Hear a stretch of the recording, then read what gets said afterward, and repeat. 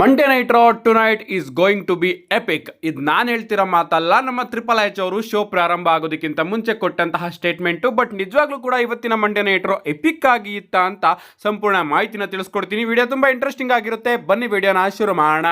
ಶೋನ opening ಅಲ್ಲಿ ನಮಗೆ ರಿಯಾ Ripley ಹಾಗೆ ಯುಎಸ್ಕೆ ಅವರ ಎಂಟ್ರಿ ನೋಡೋದಕ್ಕೆ ಸಿಗುತ್ತೆ. ಇವರಿಬ್ರು ಕೂಡ ರಿಂಗ್ ಗೆ ಬರ್ತಾರೆ. ನಮ್ಮ ರಿಯಾ ರಿಪ್ಲಿ ಅವರು ಮಾಗ್ನ ತಗೊಂಡು ಹೇಳ್ತಾರೆ ವೆಲ್ಕಮ್ ಟು ಮಂಡೇ ನೈಟ್ ಇಯೋ ಅಂತ. ಅಂಡ್ ಅವ್ರು ಹೇಳ್ತಾರೆ ಈಗ ವಾರು ಮುಗ್ದಿದೆ, ಬಟ್ ಇನ್ನೂ ಕೂಡ ನಮ್ಮ ದ್ವೇಷ ಮುಗ್ದಿಲ್ಲ. ಆಸ್ಕಾ ಹಾಗೆ ಕೈರಿ ಸೈನ್ ಕಬೂಕಿ ವಾರಿಯರ್ಸ್ ಗಳು ನನ್ನ ಫ್ರೆಂಡ್ ಯುಎಸ್ ಕೈ ಅವ್ರನ್ನ ಬುಲ್ಲಿ ಮಾಡೋದಕ್ಕೆ ನೋಡ್ತಾರೆ.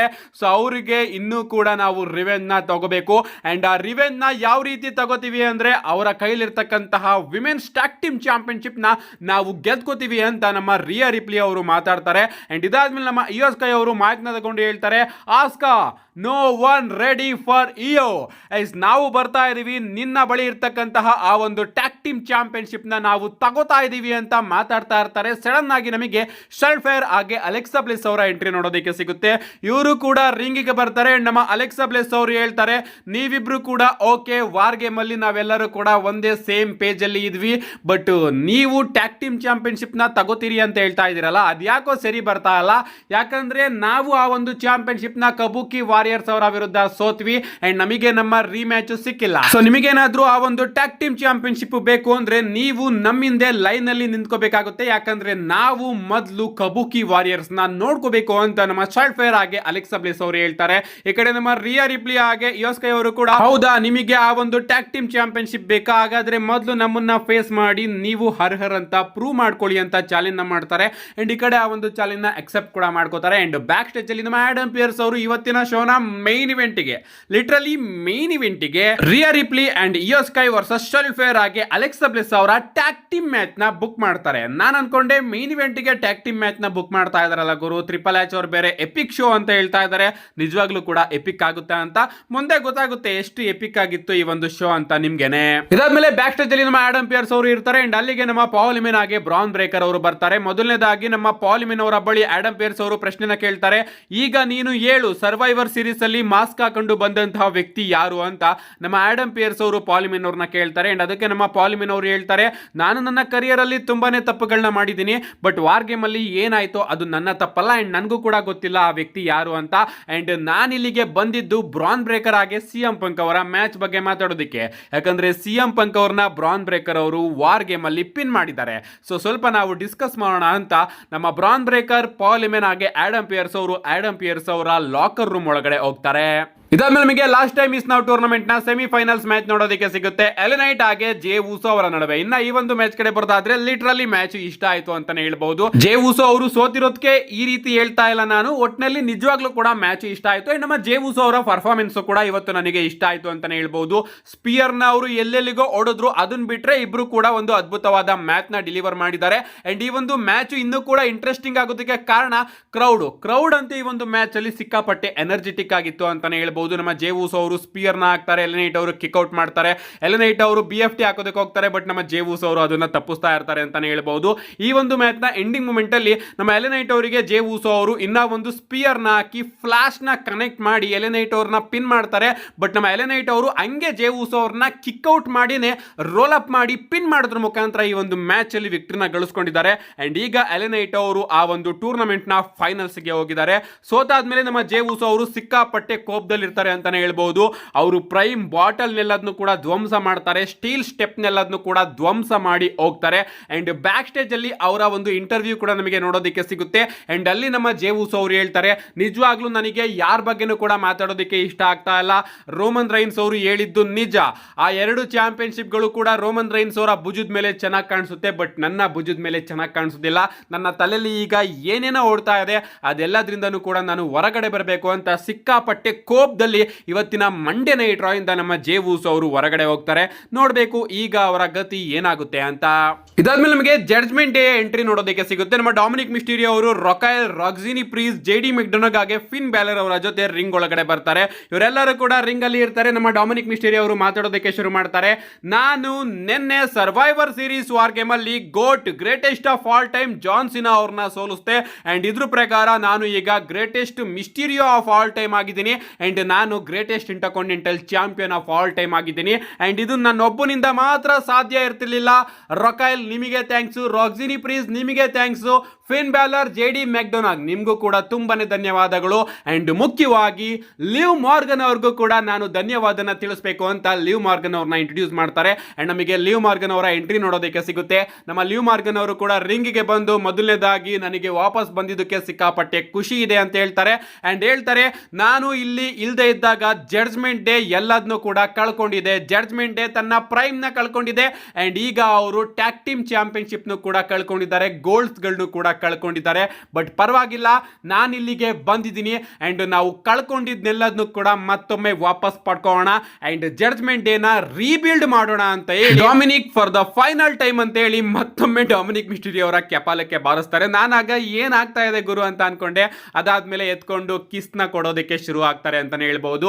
ಏನೇ ಆಗ್ಲಿ, ಜಡ್ಜ್ಮೆಂಟ್ ಡೇ ಈಗ ಅಫಿಷಿಯಲ್ ಆಗಿ ವಾಪಸ್ ಬಂದಿದೆ. ಮುಂದೆ ನೋಡಬೇಕು ಇದು ತನ್ನ ಕಳ್ಕೊಂಡಿರ್ತಕ್ಕಂತಹ ಚಾಂಪಿಯನ್ಶಿಪ್ ನೆಲ್ಲದನ್ನು ಕೂಡ ಮತ್ತೊಮ್ಮೆ ಪಡ್ಕೊಳ್ಳುತ್ತೋ ಇಲ್ವೋ ಅಂತ. ಇದಾದ್ಮೇಲೆ ಬ್ಯಾಕ್ ಸ್ಟೇಜ್ ಅಲ್ಲಿ ನಮ್ಮ ಆಡಮ್ ಪಿಯರ್ಸ್ ಅವರು ರೆಫ್ರಿಗೆ ಒಂದು ಇನ್ಸ್ಟ್ರಕ್ಷನ್ ನ ಕೊಡ್ತಾ ಇರ್ತಾರೆ. ಅಂದ್ರೆ ನೀನು ಇವತ್ತು ಎಲ್ಲಾ ಲಾಕರ್ ರೂಮ್ಸ್ ಗಳನ್ನು ಕೂಡ ಹೋಗಿ ಚೆಕ್ ಮಾಡಬೇಕು. ಯಾಕಂದ್ರೆ ಸರ್ವೈವರ್ ಸೀರೀಸ್ ವಾರ್ ಗೇಮ್ ಅಲ್ಲಿ ಬಂದಂತಹ ಆ ಮಾಸ್ಕ್ ಮ್ಯಾನು ಇವತ್ತು ಪ್ರಾಬಬ್ಲಿ ಇಲ್ಲಿ ಬಂದಿರಬಹುದು. ಅದಕ್ಕೋಸ್ಕರ ನೀನು ಪಿನ್ ಟು ಪಿನ್ ಈ ಎಲ್ಲಾ ಮಂಡೇ ನೈಟ್ರೋ ಲಾಕರ್ ರೂಮ್ ನು ಕೂಡ ಹೋಗಿ ಚೆಕ್ ಮಾಡು. ಯಾರಾದ್ರೂ ನಿನಗೆ ಅನುಮಾನ ಪಡೋ ರೀತಿ ಕಾಣಿಸಿದ್ರೆ ಖಂಡಿತವಾಗ್ಲೂ ಕೂಡ ನನಗೆ ಬಂದು ಹೇಳು ಅಂತ ನಮ್ಮ ಆಡಮ್ ಪಿಯರ್ಸ್ ಅವರು ರೆಫ್ರಿಗೆ ಹೇಳ್ತಾ ಇರ್ತಾರೆ. ಅಂಡ್ ಅದಕ್ಕೆ ನಮ್ಮ ರೆಫ್ರಿ ಅವರು ಕೂಡ ಓಕೆ, ನಾನು ನಿಮ್ ಹೇಳ್ದಂಗೆ ಮಾಡ್ತೀನಿ ಅಂತ ಹೇಳ್ತಾರೆ. ಇದಾದ್ಮೇಲೆ ನಮಗೆ ವರ್ಲ್ಡ್ ಟ್ಯಾಗ್ ಟೀಮ್ ಚಾಂಪಿಯನ್ಶಿಪ್ ಗೆ ಒಂದು ಟ್ಯಾಗ್ ಟೀಮ್ ಮ್ಯಾಚ್ ನೋಡೋದಕ್ಕೆ ಸಿಗುತ್ತೆ. Edge style and Dragon Lee versus New Day ಅವರ ನಡುವೆ. ಇನ್ನ ಈ ಒಂದು ಮ್ಯಾಚ್ ಕಡೆ ಬರೋದಾದ್ರೆ ಮ್ಯಾಚ್ ಅದ್ಭುತವಾಗಿತ್ತು ಅಂತಾನೆ ಹೇಳ್ಬಹುದು. ಅಂಡ್ ಈ ಒಂದು ಮ್ಯಾಚ್ ನ ಎಂಡಿಂಗ್ ಅಲ್ಲಿ ನಮಗೆ ಗ್ರೇಟೆಸ್ಟ್ ಸ್ಟೈಲ್ ಕ್ಲಾಶ್ ಕೂಡ ನೋಡೋದಕ್ಕೆ ಸಿಗುತ್ತೆ. ಅಂದ್ರೆ ನಮ್ಮ ಡ್ರ್ಯಾಗನ್ ಲೀ ಅವರು ಕಾಫಿ ಕಿಂಗ್ಸ್ಟನ್ ಅವರು ರೋಪ್ ಮೇಲೆ ಇದ್ದಾಗ ಅವ್ರ ಮೇಲೆ ಜಂಪ್ ಮಾಡ್ತಾರೆ.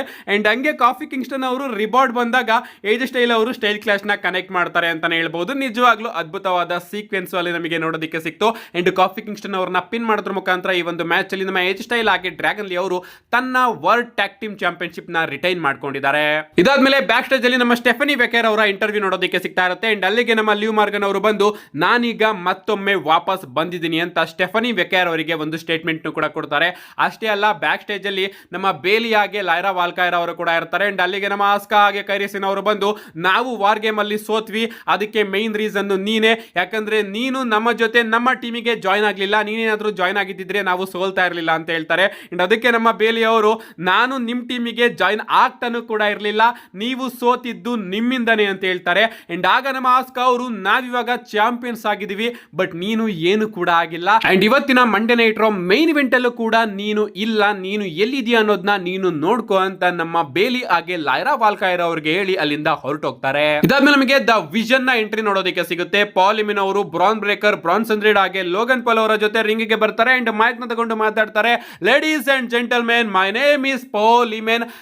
ಮೊದಲನೇದಾಗಿ ನಾನು ಎಲ್ಲರಿಗೂ ಕೂಡ ಶೌಟ್ ಔಟ್ ನ ಕೊಡಬೇಕು.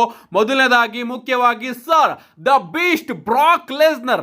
ನಿಜವಾಗ್ಲೂ ನೀವು ಎಲ್ಲೇ ಇರಿ, ಈ ಒಂದು ಪ್ಲಾನೆಟ್ ಅಲ್ಲಿ ನಿಮ್ಮಂತಹ ವ್ಯಕ್ತಿನ ನಾನು ಯಾವತ್ತೂ ಕೂಡ ನೋಡೇ ಇಲ್ಲ. ಯಾಕಂದ್ರೆ ನೀವು ಬೀಸ್ಟ್ ಅಂತ ಬ್ರಾಕ್ ಲೆಸ್ನರ್ ಅವರಿಗೆ ಶೌಟ್ ಔಟ್ ನ ಕೊಟ್ಟು ಡ್ರೂ ಮ್ಯಾಕೆಂಟೀರ್ ಅವ್ರಿಗೂ ಕೂಡ ಶೌಟ್ ಔಟ್ ನ ಕೊಡ್ತಾರೆ. ನಿನ್ನ ಜೊತೆ ಬಿಸ್ನೆಸ್ ಮಾಡಿದ್ದು ನನಗೆ ಸಿಕ್ಕಾಪಟ್ಟೆ ಖುಷಿ ಆಯ್ತು ಅಂತ. ಅಂಡ್ ಅದಾದ್ಮೇಲೆ Logan pole, the newest member of the vision. ನನ್ನ ಕನಸೇನಿದೆ ಅದರ ಹೊಸ ಕೂಸು ಇದು Logan pole, the biggest mega star in the world. Logan pole ನಿನ್ಗೂ ಕೂಡ ಥ್ಯಾಂಕ್ಸ್. ಬ್ರಾನ್ಸನ್ ರೀಡ್, ಎಲ್ಲರಿಗೂ ಕೂಡ ಸುನಾಮಿನ ಆಗ್ತಾ ಇವನು ವಾರ್ ಗೇಮ್ ಅಲ್ಲಿ. ಅಂಡ್ ಯಾರು ಕೂಡ ಈಗ ಮತ್ತೊಮ್ಮೆ ಎದಾಳುವಂತಹ ಶಕ್ತಿನ ಹೊಂದಿಲ್ಲ. ಬ್ರಾನ್ಸನ್ ರೀಡ್ ನಿನ್ಗೂ ಕೂಡ ಧನ್ಯವಾದ. ಅಂಡ್ ಈಗ ಜನವರಿ 5ನೇ ತಾರೀಕು 2026 first ever Monday night Raw on Netflix ಅಲ್ಲಿ ಯಾವ ವ್ಯಕ್ತಿ ಸಿಎಂ ಪಂಕ್ ನ ಸೋಲಿಸಿ ಹೊಸ ವರ್ಲ್ಡ್ ಹೆವಿವೇಟ್ ಚಾಂಪಿಯನ್ ಆಗ್ತಾನೋ ಆ ವ್ಯಕ್ತಿನೇ ಬ್ರಾನ್ ಬ್ರೇಕರ್. ಅಂಡ್ ಅವನಿಗೂ ಕೂಡ ನಾನು ಧನ್ಯವಾದನ ತಿಳಿಸ್ತೀನಿ ಅಂತ ನಮ್ಮ ಪಾಲಿಮಿನ್ ಅವರು ಬ್ರಾನ್ ಬ್ರೇಕರ್ ಅವರಿಗೆ ಮೈಕ್ ನ ಕೊಡ್ತಾರೆ. ಅಂಡ್ WWE ಅವರು ಅಲ್ಲಿ ಕನ್ಫರ್ಮ್ ಮಾಡಿದ್ದಾರೆ ಜನವರಿ 5ನೇ ತಾರೀಕಿನ ಮಂಡೇ ನೈಟ್ ರೋ ಅಲ್ಲಿ ನಮಗೆ ಸಿಎಂ ಪಂಕ್ ಹಾಗೆ ಬ್ರಾನ್ ಬ್ರೇಕರ್ ಅವರ ನಡುವೆ WWE ವರ್ಲ್ಡ್ ಹೆವಿವೇಟ್ ಚಾಂಪಿಯನ್ಶಿಪ್ ಗೆ ಒಂದು ಸಿಂಗಲ್ಸ್ ಮ್ಯಾಚ್ ನೋಡೋದಕ್ಕೆ ಸಿಗ್ತಾ ಇದೆ ಅಂತ. ಅಂಡ್ ಇದಾದ್ಮೇಲೆ ನಮ್ಮ ಬ್ರಾನ್ ಬ್ರೇಕರ್ ಅವರ ಕಡೆಯಿಂದ ಒಂದು ಅದ್ಭುತವಾದ ಪ್ರೋಮೋ ನಮಗೆ ನೋಡೋದಕ್ಕೆ ಸಿಗುತ್ತೆ. ಅವ್ರು ಹೇಳ್ತಾರೆ, ಸಿಎಂ ಪಂಕ್ ನೀನು ಸರ್ವೈವರ್ ಸೀರೀಸ್ ವಾರ್ ಗೇಮ್ ಅಲ್ಲಿ ನನ್ನ ಕತ್ತನ್ನ ಮುರ್ದಿ ನನ್ನ ಕರಿಯರ್ ನೇ ಎಂಡ್ ಮಾಡೋದಕ್ಕೆ ನೋಡಿದೆ, ಬಟ್ ಈಗ ಜನವರಿ 5ನೇ ತಾರೀಕು ನಾನು ನಿನ್ನ ಕರಿಯರ್ ನ ಎಂಡ್ ಮಾಡ್ತೀನಿ. ನೀನು WWE ಅಲ್ಲಿ ತುಂಬಾ ವಿಚಾರಗಳ ಬಗ್ಗೆ ತಲೆನ ಆಗ್ತಾ ಇದೆಯಾ, ಬಟ್ ನಿಜವಾಗ್ಲೂ ಕೂಡ ನೀನು ತಲೆ ಕೆಡಿಸ್ಕೋಬೇಕಾಗಿರೋದು ಮನೆಗೋಗಿ ನಿನ್ನ ಹೆಂಡತಿ ಜೊತೆ ವಾದ ಮಾಡ್ತಾ ಇರ್ತೀಯಲ್ಲ, ನಾನು ಬಿಗ್ಗೆಸ್ಟ್ ಸ್ಟಾರು ನಿನಗಿಂತ ಅಂತ, ಅದ್ರ ಬಗ್ಗೆ ನೀನು ತಲೆನ ಕೆಡಿಸ್ಕೋಬೇಕು. ಏನೇ ಆಗ್ಲಿ ಜನವರಿ 5ನೇ ತಾರೀಕು ನಾನಂತೂ ನಿನ್ನನ್ನು ಬಿಡೋದಿಲ್ಲ. ಕಳೆದ ವರ್ಷ ಇದೇ ಟೈಮಿಗೆ ನೀನು ಬ್ಯಾಕ್ ಸ್ಟೇಜ್ ಅಲ್ಲಿ ನನ್ನನ್ನು ಮೀಟ್ ಆಗಿ ನೀನು ಕೂಡ ಬೆಟರ್ ಪ್ರೋಮೋನ ಡೆಲಿವರ್ ಮಾಡೋದನ್ನ ಕಲಿಬೇಕು ಅಂತ ನನಗೆ ಹೇಳಿದ್ದೆ ಅಲ್ವಾ. ಈಗ ಹೇಗಿದೆ ನನ್ನ ಪ್ರೋಮೋ? ನಿಜವಾಗ್ಲೂ ಜನವರಿ 5ನೇ ತಾರೀಕು 2026ರಲ್ಲಿ ನಾನು ಹೊಸ ಬೆಸ್ಟ್ ಇನ್ ದ ವರ್ಲ್ಡ್ ಆಗಿರ್ತೀನಿ ಅಂತ ನಮ್ಮ ಬ್ರಾನ್ ಬ್ರೇಕರ್ ಅವರು ಸಿಎಂ ಪಂಕ್ ಅವರಿಗೆ ಒಂದು ಖಡಕ್ ವಾರ್ನಿಂಗ್ ನ ಕೊಡ್ತಾರೆ ಅಂತಾನೆ ಹೇಳ್ಬಹುದು. ಅಂಡ್ ಡಬ್ಲ್ಯೂ ಅವರು ಜನವರಿ 5ನೇ ತಾರೀಕಿನ 2026ರ ಮಂಡೇ ನೈಟ್ ರಾಗೆ ಸಿಎಂ ಪಂಕ್ ಹಾಗೆ ಬ್ರಾನ್ ಬ್ರೇಕರ್ ಅವರ ನಡುವೆ ವರ್ಲ್ಡ್ ಹೆವಿವೇಟ್ ಚಾಂಪಿಯನ್ಶಿಪ್ ಗೆ ಒಂದು ಸಿಂಗಲ್ಸ್ ಮ್ಯಾಚ್ ನ ಅಫಿಷಿಯಲ್ ಆಗಿ ಕನ್ಫರ್ಮ್ ಕೂಡ ಮಾಡಿದ್ದಾರೆ. ಇದಾದ್ಮೇಲೆ ನಮಗೆ ಲಾಸ್ಟ್ ಟೈಮ್ ಇಸ್ ನಾವು ಟೂರ್ನಮೆಂಟ್ ನ ಇನ್ನ ಒಂದು ಸೆಮಿಫೈನಲ್ ಮ್ಯಾಚ್ ನೋಡೋದಕ್ಕೆ ಸಿಗುತ್ತೆ. ಗಂತರ್ ಹಾಗೆ ಸೋಲೋ ಸಿಕೋವಾ ಅವರ ನಡುವೆ ರಿಂಗ್ ಸೈಡ್ ಅಲ್ಲಿ ನಮ್ಮ ಟಲ್ಲಾ ಟೋಂಗಾ ಅವರು ಕೂಡ ಇರ್ತಾರೆ. ಇನ್ನ ಈ ಒಂದು ಮ್ಯಾಚ್ ಕಡೆ ಬರೋದಾದ್ರೆ ಈ ಒಂದು ಮ್ಯಾಚ್ ಕೂಡ ನನ್ನನ್ನ ಶಾಕ್ ಮಾಡ್ತು ಅಂತಾನೆ ಹೇಳ್ಬೇಕು. ಯಾಕಂದ್ರೆ ಸೋಲೋ ಸಿಕೋವಾ ಎಂತ ಪರ್ಫಾರ್ಮರ್ ಗುರು ನೀನು, ನನಗಂತೂ ಸಿಕ್ಕಾಪಟ್ಟೆ ಇಷ್ಟ ಆಗೋಯ್ತು ಈ ಒಂದು ಮ್ಯಾಚ್ ಅಲ್ಲಿ ನಮ್ಮ ಸೋಲೋ ಸಿಕೋವಾ ಹಾಗೆ ಗಂತರ್ ಅವರ ಪರ್ಫಾರ್ಮೆನ್ಸ್. ದಿಸ್ ಈಸ್ ಆಸಮ್ ಅನ್ನೋ ಒಂದು ಚಾಂಟ್ ಕೂಡ ನಮಗೆ ಈ ಒಂದು ಮ್ಯಾಚ್ ಅಲ್ಲಿ ನೋಡೋದಕ್ಕೆ ಸಿಗುತ್ತೆ. ಮ್ಯಾಚ್ ನೋಡಿ ಸಿಕ್ಕಾಪಟ್ಟೆ ಬ್ಯಾಂಗರ್ ಆಗಿತ್ತು ಅಂತಾನೆ ಹೇಳ್ಬಹುದು. ನಮ್ಮ ಸೋಲೋ ಸಿಕೋವಾ ಅವರು ಗೆಲ್ಲ ಸ್ಟೇಜ್ಗೆ ಹೋಗಿರ್ತಾರೆ ಅಂತಾನೆ ಹೇಳ್ಬಹುದು. ಸಿಕ್ಕಾಪಟ್ಟೆ ಅದ್ಭುತವಾಗಿತ್ತು. ಅಂಡ್ ಈ ಒಂದು ಮ್ಯಾಚ್ ನಲ್ಲಿ ನಮ್ಮ ಟಲ್ಲಾ ಟೋಂಗಾ ಅವರ ಇಂಟರ್ಫರೆನ್ಸ್ ಕೂಡ ನೋಡೋದಕ್ಕೆ ಸಿಗುತ್ತೆ. ಬಟ್ ಅದನ್ನ ರೆಫ್ರಿ ನೋಡ್ಬಿಡ್ತಾರೆ. ಅಂಡ್ ಆ ಒಂದು ಟೈಮಲ್ಲಿ ರೆಫ್ರಿ ಟಲ್ಲಾ ಟೋಂಗಾ ಅವರ ಮೇಲೆ ಗಮನ ಹರಿಸಿರ್ಬೇಕಾದ್ರೆ ನಮ್ಮ ಗಂತರ್ ಅವರು ಸೋಲೋ ಸಿಕೋವಾ ಅವರಿಗೆ ಲೋಬ್ಲೋನ ಕನೆಕ್ಟ್ ಮಾಡಿ ತನ್ನ ಪವರ್ ಬಾಂಬ್ ನ ಹಾಕಿ ಸೋಲೋ ಸಿಕೋವಾ ಅವ್ರನ್ನ ಪಿನ್ ಮಾಡೋದ್ರ ಮುಖಾಂತರ ಈ ಒಂದು ಮ್ಯಾಚ್ ಅಲ್ಲಿ ಗೆದ್ದಿದ್ದಾರೆ. ಅಂಡ್ ಅವರು ಈಗ ಸೆಮಿಫೈನಲ್ ಇಂದ ಫೈನಲ್ಸ್ ಗೆ ಹೋಗ್ತಾ ಇದ್ದಾರೆ. ಗಂತರ್ ಅವರು ಗೆದ್ದಾದ್ಮೇಲೆ ಎಲಿನೈಟ್ ಅವರು ಬರ್ತಾರೆ. ಅಂಡ್ ಎಲಿನೈಟ್ ಹಾಗೆ ಗಂತರ್ ಅವರ ಫೇಸ್ ಆಫ್ ಕೂಡ ನಮಗೆ ನೋಡೋದಕ್ಕೆ ಸಿಗುತ್ತೆ. ಏನೇ ಆಗ್ಲಿ ಈ ಒಂದು ಮ್ಯಾಚ್ ಮಾತ್ರ ಅದ್ಭುತವಾಗಿತ್ತು. ಅಂಡ್ ಸೋಲೋ ಸಿಕೋವಾ ಅವರ ಪರ್ಫಾರ್ಮೆನ್ಸ್ ಮಾತ್ರ ಅಲ್ಟಿಮೇಟ್ ಆಗಿತ್ತು ಗಂತರ್ ಅವರ ವಿರುದ್ಧ. ಇದಾದ್ಮೇಲೆ ಬ್ಯಾಕ್ ಸ್ಟೇಜ್ ಅಲ್ಲಿ ನಮ್ಮ ಆಡಮ್ ಪಿಯರ್ಸ್ ಅವರು ರೆಫ್ರಿನ ಕೇಳ್ತಾ ಇರ್ತಾರೆ, ನಿನಗೇನಾದ್ರೂ ಕ್ಲೂ ಸಿಗ್ತಾ ಯಾರನ್ನಾದ್ರೂ ನೀನು ನೋಡ್ದ ಅಂತ. ರೆಫ್ರಿ ನಾನು ಯಾರನ್ನು ಕೂಡ ನೋಡಿಲ್ಲ ಅಂತ ಹೇಳ್ತಾರೆ.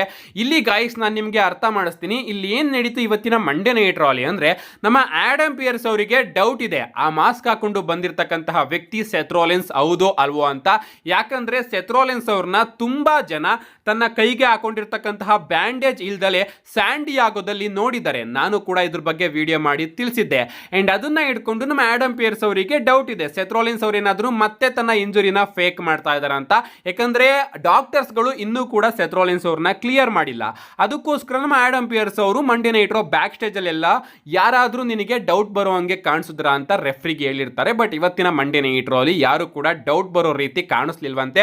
ಅಂಡ್ ಇವತ್ತಿನ ಮಂಡೇ ನೈಟ್ ರೋ ಅಲ್ಲಿ ಡಬ್ಲ್ಯೂ ಅವರು ನಾವ್ ಯಾರು ಅನ್ನೋದನ್ನ ತಿಳಿಸ್ತೀವಿ ಅಂತಾನೆ ಹೇಳ್ತಾ ಇದ್ರು. ಇವನ್ ಟ್ರಿಪಲ್ ಎಚ್ ಅವರು ಕೂಡ ಹೇಳಿದ್ರು ಆ ಮಾಸ್ಕ್ ಮ್ಯಾನ್ ಯಾರು ಅನ್ನೋದಕ್ಕೆಲ್ಲ ಪ್ರಶ್ನೆಗೆ ನಿಮಗೆ ಉತ್ತರ ಸಿಗುತ್ತೆ ಅಂತ. ಬಟ್ ಸಿಗ್ಲೇ ಇಲ್ಲ ಅಂತಾನೆ ಹೇಳ್ಬಹುದು. And epic Monday night Raw ಅಂತ ಇದ್ರು. ಇದೆಂತ ಎಪಿಕ್ ನನಗಂತೂ ಅರ್ಥ ಆಗಿಲ್ಲ. ಏನೇ ಆಗ್ಲಿ ಆ ಮಾಸ್ಕ್ ಮ್ಯಾನ್ ಯಾರು ಅನ್ನೋ ಪ್ರಶ್ನೆಗೆ ಇನ್ನೂ ಕೂಡ ಉತ್ತರ ಸಿಕ್ಕಿಲ್ಲ.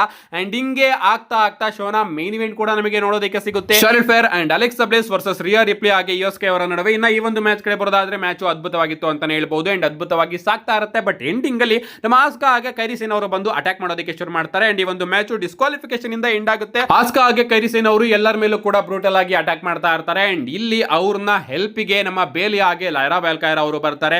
ಬೇಲಿ ಹಾಗೆ ಲೈರಾ ವಾಲ್ಕೈರಾ ಅವರು ಬಂದು ಆಸ್ಕಾ ಹಾಗೆ ಕೈರಿ ಸೇನ್ ಅವರ ಮೇಲೆ ಅಟ್ಯಾಕ್ ಮಾಡೋದಕ್ಕೆ ಶುರು ಮಾಡ್ಬಿಡ್ತಾರೆ. ಅಂಡ್ ಇಲ್ಲಿ ಫೈನಲಿ ಜಡ್ಜ್ಮೆಂಟ್ ಡೇ ಎಂಟ್ರಿ ಕೂಡ ನೋಡೋದಕ್ಕೆ ಸಿಗುತ್ತೆ. ಲಿವ್ ಮಾರ್ಗನ್, ರೊಕೈಲ್ ಹಾಗೆ ರಾಕ್ಸಿನಿ ಪ್ರೀಸ್ ಅವರು ಬಂದು ಎಲ್ಲರನ್ನು ಕೂಡ ಧ್ವಂಸ ಮಾಡಿ ಆ ಟ್ಯಾಗ್ ಟೀಮ್ ಚಾಂಪಿಯನ್ಶಿಪ್ ನ ಎತ್ತಿಡಿತಾರೆ. ಅಂಡ್ ಸ್ಟೇಟ್ಮೆಂಟ್ ನ ಕೊಟ್ಟಿದ್ದಾರೆ, ನಾವ್ ಹೇಳಿದ್ವಿ ನಾವು ಕಳ್ಕೊಂಡಿದ್ನೆಲ್ಲದನ್ನು ಕೂಡ ವಾಪಸ್ ಪಡ್ಕೋತೀವಿ ಅಂತ. ಅಂಡ್ ಅದಕ್ಕೋಸ್ಕರ ನಾವು ಮತ್ತೆ ಬಂದಿದ್ವಿ ಅಂತ ನಮ್ಮ ಲಿವ್ ಮಾರ್ಗನ್ ಅವರು ಒಂದು ಸ್ಟೇಟ್ಮೆಂಟ್ ನ ಕೂಡ ಕೊಟ್ಟಿದ್ದಾರೆ. ಅಂಡ್ ಇಲ್ಲಿ ಗಮನಿಸಬೇಕಾದಂತಹ ವಿಚಾರ ಏನಪ್ಪಾ ಅಂದ್ರೆ ನಮ್ಮ ರಾಕ್ಸಿನ್ ಪ್ರೀಸ್ ಅವರು ಆ ಒಂದು ಟ್ಯಾಗ್ ಟೀಮ್ ಚಾಂಪಿಯನ್ಶಿಪ್ ನ ಲಿವ್ ಮಾರ್ಗನ್ ಅವರ ಕೈಗೆ ಕೊಡೋದಕ್ಕೆ ಬರ್ತಾರೆ. ಬಟ್ ಲಿವ್ ಮಾರ್ಗನ್ ಅವರು ಇಲ್ಲ ಅದನ್ನ ನೀನೇ ಇಟ್ಕೋ ಅಂತ ಹೇಳಿ ಆ ಚಾಂಪಿಯನ್ಶಿಪ್ ನ ರೊಕೈಲ್ ಹಾಗೆ ರಾಕ್ಸಿನ್ ಪ್ರೀಸ್ ಅವರ ಕೈಗೆನೆ ಕೊಡ್ತಾರೆ ಅಂತಾನೆ ಹೇಳ್ಬಹುದು. ಏನೇ ಆಗ್ಲಿ ಜಡ್ಜ್ಮೆಂಟ್ ಡೇ ಇವತ್ತಿನ ಮೇನ್ ಇವೆಂಟ್ ಅಲ್ಲಿ ಸ್ಟ್ಯಾಂಡ್ ಟಾಲ್ ಆಗಿ ನಿಂತ್ಕೊಳ್ಳುತ್ತೆ. ಓವರ್ ಆಲ್ ಒಂದು ಡೀಸೆಂಟ್ ಮಂಡೇ ನೈಟ್ ರೋ ಅಂತಾನೆ ಹೇಳ್ಬಹುದು. ಪರವಾಗಿಲ್ಲ ಗುರು, ಅಷ್ಟೊಂದೇನು ಬೋರಿಂಗ್ ಅಂತಾನು ಕೂಡ ಅನಿಸ್ಲಿಲ್ಲ, ಅಷ್ಟೊಂದೇನು ಎಪಿಕ್ ಅಂತಾನು ಕೂಡ ಅನಿಸ್ಲಿಲ್ಲ. ಮಿಡ್ ರೇಂಜ್ ಆಗಿ ಡಬ್ಲ್ಯೂ ಅವರು ಬುಕ್ ಮಾಡಿದ್ರು. ಅಂಡ್ ಅದಕ್ಕೋಸ್ಕರ ಈ ಒಂದು ಮಂಡೇ ನೈಟ್ ರೋಗೆ ನಾನು 3.5 ಸ್ಟಾರ್ ನ ಕೊಡ್ತಾ ಇದ್ದೀನಿ. ನಿಮ್ಗೆ ಆಗಿತ್ತು ಮಂಡೇ ನೈಟ್ ರೋ, ನಿಮ್ಮ ಅನಿಸಿಕೆನ ಕಮೆಂಟ್ ಮಾಡಿ ಅಂತ ಹೇಳ್ತಾ see you guys in my next video.